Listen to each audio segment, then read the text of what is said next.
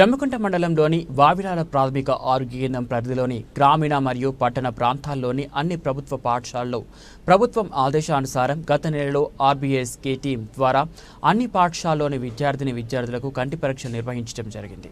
ఈ కంటి పరీక్షల్లో జమ్మికుంట మండలంలో 55 మంది కంటి దృష్టిలోపం ఉన్న విద్యార్థులను గుర్తించడం జరిగింది।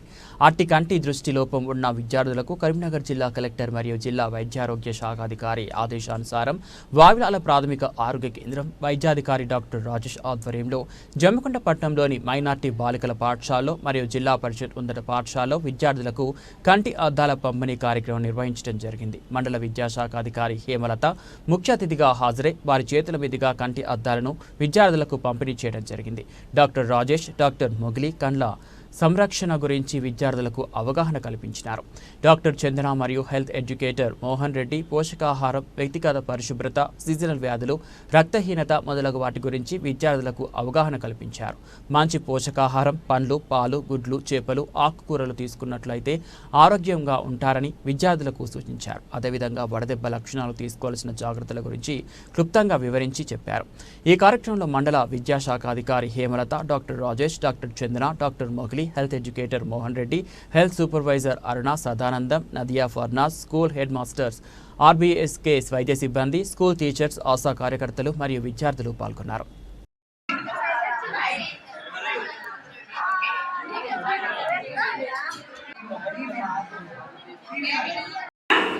ఆర్బీఎస్కే తరఫు నుండి మనకు ఎవ్రీ ఇయర్ అన్ని టెస్ట్ చేస్తారు।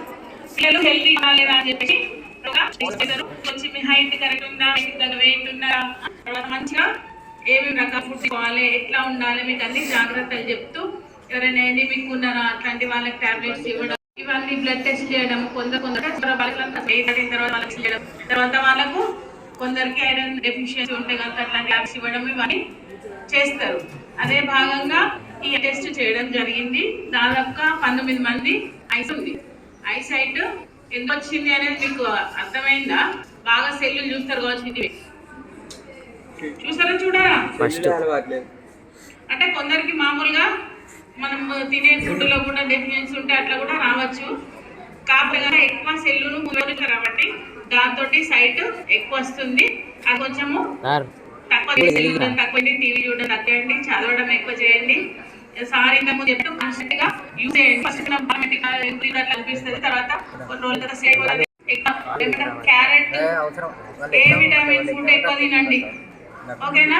క్యారెట్ ఎక్కువ, వ్యక్తిగత పరిశుభ్రత కూడా మనం ఏమేముండో తర్వాత చిన్న ముచ్చట గుర్తుపెట్టుకుంటూ ఒకటి, మన ఆరోగ్యం ఎక్కడ ఉంటుంది అంటే మన చేతులలో ఉంటుంది। మీ ఆరోగ్యం మీ చేతులలో ఉండాలి। మీరు చక్కగా చదువుకోవాలి, ఆరోగ్యంగా ఉండాలి, ఆర్థికంగా నష్టపోవద్దు, ప్రాణ నష్టం కావద్దు అనుకుంటే ఏం చేయాలి? మనం పరిశుభ్రత పాటించాలి। మన ఆరోగ్యం మన చేతులలో ఉంటుంది।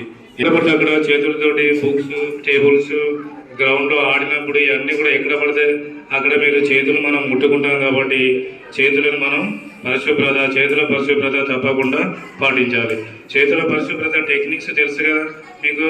ఎన్ని ఉంటాయి టెక్నిక్స్? ఎన్ని స్టెప్స్ ఉంటాయి చేతుల పరిశుభ్రతలో? చెప్పండి ఎవరైనా ఒకరు, బాయ్స్ లేదా గర్ల్, ఎవరైనా ఒకరు చెప్పండి। చేతుల పరిశుభ్రత టెక్నిక్స్ తెలుసా, తెలియదా? చేతుల పరిశుభ్రత 7 స్టెప్స్ ఉంటాయి కాబట్టి ఆ స్టెప్స్ ప్రకారంగా మీరు చేతులు టాయిలెట్స్ వెళ్ళే ముందు కానీ, వచ్చే తర్వాత, భోజనానికి ముందు, భోజనం తర్వాత చేతులు పరిశుభ్రత పాటించాలి, శుభ్రత చేసుకోవాలి।